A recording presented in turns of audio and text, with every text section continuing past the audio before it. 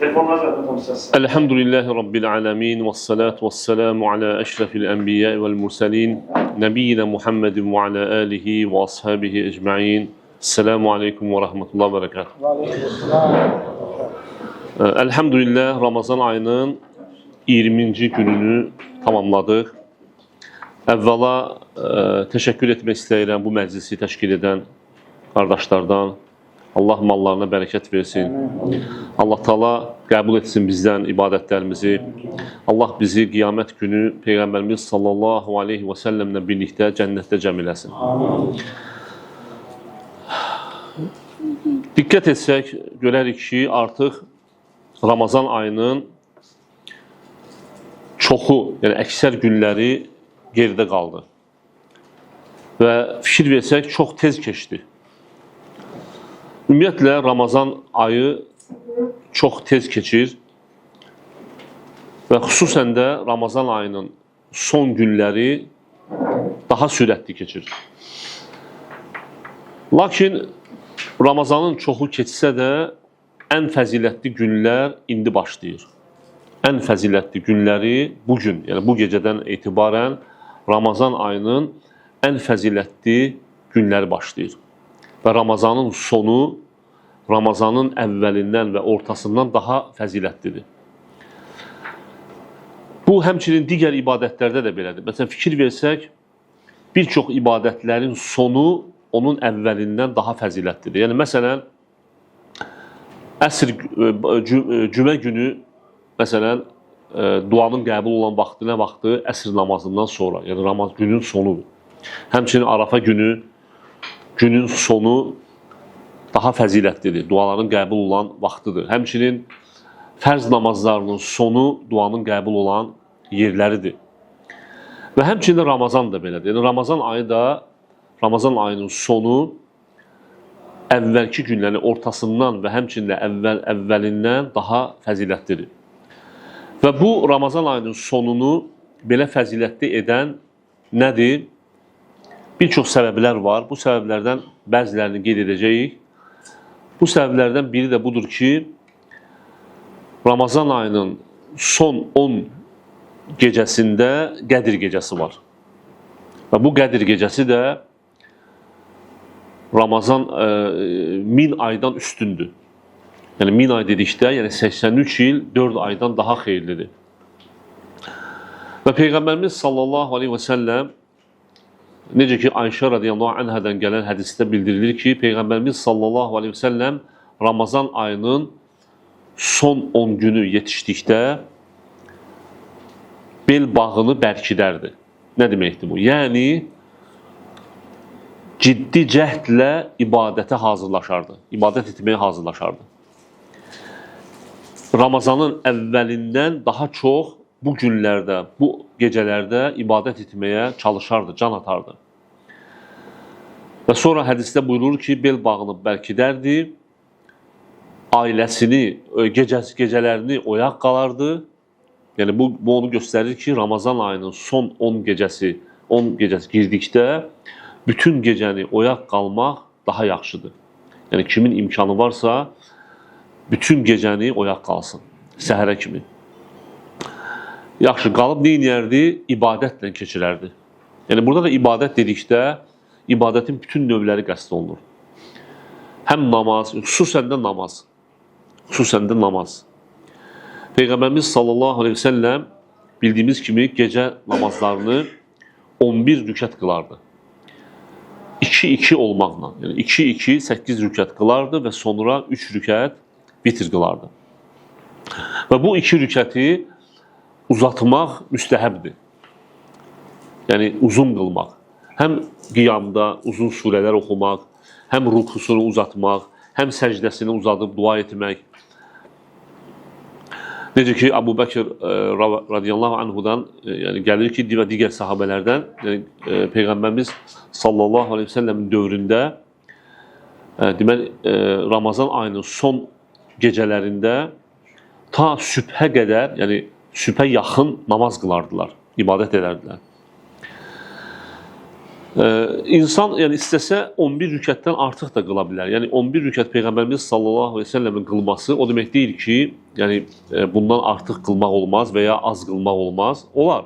Sadəcə 11 rükət qılmaq bu sözsüz ki, sünnəyə daha uyğundur. Həmçinin hədisdə qeyd olunur ki, Peyğəmbərimiz sallallahu aleyhi və səlləm ailəsini oyadardı. Gecə oyaq qalardı, ibadətdə keçirərdi və həmçinin də ailəsini oyadardı. Və bu da göstərir ki, həmçinin insan gərək Qədir gecələrində öz ailəsini də təşviq etsin, rəğbətləndirsin, gecə ibadət etməyə, həmçinin uşaqları belə, hətta uşaqları belə, yəni çox kiçik uşaqlar nəzərdə tutulmur, yəni dərk edən uşaqları belə bu gecədə, yəni gecənin bir hissəsi olsa belə, yəni az bir hissəsi olsa belə onları oyadıb Allaha dua eləməyi təşviq etmək, onlara izah etmək, həmçinin ailə ilə birlikdə namaz qılmaq. Çünki insanın sözsüz ki, yəni bu gecələrin hər bir saatı çox dəyərlidir. Çox dəyərlidir. Və bayaq qeyd elədiyimiz kimi, yəni Ramazan ayının əvvəl günlərinin sürətli keçməsi əslində bizim üçün bir ibrət olmalıdır. Bir ibrət olmalıdır ki, Ramazan ayı bu son yerdə qalan 10 günü biz əvvəl etdiyimiz deməli bu qəfləti indi demək etməyək. Və Ramazanın son 10 gecəsi, necə ki alimlər qeyd edirlər, Ramazanın həmçinin alimlərin sözündən əlavə biz özümüz də hiss edirik ki, Ramazanın son 10 günü, 10 gecəsi əvvəlkilərdən daha sürətlə gəlir keçir. Daha sürətlə keçir. Və bunun üçün də, bunda da nə var? Bunda da bizim üçün bir ibrət var. İnsan bundan ibrət almalıdır. İnsan ayılmalıdır, başa düşməlidir ki, artıq 10 gün, 10 gecə qalıb və bu 10 gün, 10 gecənin hər saatı çox dəyərlidir. Və həmçinin insan bilmir, yəni bu ola bilsin, bu Ramazan insanın sonuncu Ramazanı ola bilər. Biz onu da bilmirik. Və bəlkə növbəti Ramazana biz yetişə bilməyəcəyik. Və növbəti Ramazan çatana qədər bəlkə Allah bizim əcəlimiz yetişəcək və ona görə də insan nə qədər ki Allah Teala ona müvəffəq edib bu 10 günə, 10 gecəyə yetişməyə müvəffəq edib insan bacardığı qədər bu günlərdən istifadə etməlidir. Və həmçinin ibadətlərdən Quran oxumaq, yəni insan namaz qılmaqla bərabər namazların arasında imkan olduqca Quran oxumalıdır. Fərq eləmir. İstənilən ibadət, yəni bu gecələrdə fəzilətlidir. Həmçinin zikir, Allahı zikr etmək, valideynlərə yaxşılıq etmək, hətta müsəlman qardaşlara belə yardım etmək, kömək etməyin özü də bir ibadətdir. Və insan çalışmalıdır ki, bu gecələri demək, ibadətlə, itaətlə keçirsin. Yaxşı, hansı gecədir Qədir gecəsi? Qədir gecəsinin son 10 gecədə olması hədislərdə bildirilir, yəni bu dəqiqdir. Lakin hansı gecə olması bu bildirilməyib. Lakin tək gecələrdə olması daha çox ehtimal olunur. Yəni 21-ci gecə, 23, 25, 27 və 29. Və ona görə də, lakin bu demək deyil ki, cüt gecələrdə ola bilməz. Cüt gecələrdə də ola bilər. Yəni insan ümumiyyətlə, ümumi olaraq insan bu gecələrin hamısını oyaq qalmalıdır. Necə ki, elə bil ki, sənə bir xəzinə veriblər və deyiblər ki, bu xəzinənin açarları 10 dənə açardan biri bu xəzinənin açarıdır. Və insan sözsüz ki, bu açarları onun da götürsə, demək ki, bu xəzinənin açarları onun əlindədir. Lakin bəzilərini götürsən, bəzilərini götürməsən, bəlkə sənin götürmədiyin bu gecədə məhz Qədir gecəsi idi. Ona görə də insan çalışmalıdır bu gecələri hamısını ibadətdə keçirməlidir və bunda da Peyğəmbərimiz sallallahu aleyhi ve sellem bizim üçün gözəl nümunədir. Necə ki, bayaq hədisdə qeyd elədik, son 10 gecə girdikdə Peyğəmbərimiz sallallahu aleyhi ve sellem ciddi cəhdlə ibadətlə məşğul olurdu. Həmçinin sahabələr, onlardan sonra gələn tabinlər, biz fikir versək onların həyatına, onlar bu günləri demək ibadətlə keçirər, oyaq qalardılar, həmçinin ailələrini də oyadardılar və sözsüz ki, insan gərək bu gecələrdən qafil olmasın.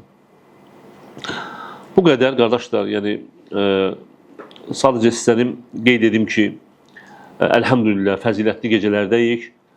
Bayaq dediyim kimi, yəni çox hissəsi keçsə də, ən fəzilətli hissəsi qabaqdadır və yenə də Ramazanın, necə ki, hədisdə qeyd olunur, Ramazanın hər gecəsində Uca Allahın cəhənnəmdən azad etdiyi qulları olur və bu davam edir yenə də və çalışma, Allaha dua etmək lazımdır ki, Allah Teala da bizi bu qullardan etsin və Allahın cəhənnəmdən azad etdiyi qullar nə deməkdir? Yəni, Ramazanın hər gecəsi Allah Teala bir çox qullarının dünyada ikən, yəni onların etdiyi günahlara görə, yəni cəhənnəmə düşdüklərini bildiyi halda onları əfv edib, onları cənnət əhli yazır. Yəni cəhənnəmdən azad etmək bu deməkdir.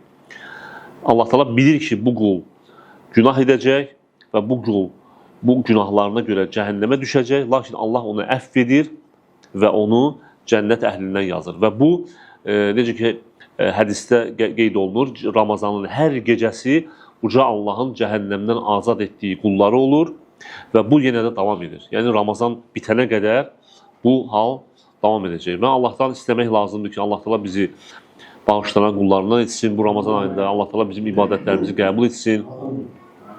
Və sallallahu alə nəbiyyinə Muhammedin və alə alihi və sahbihi əcməin.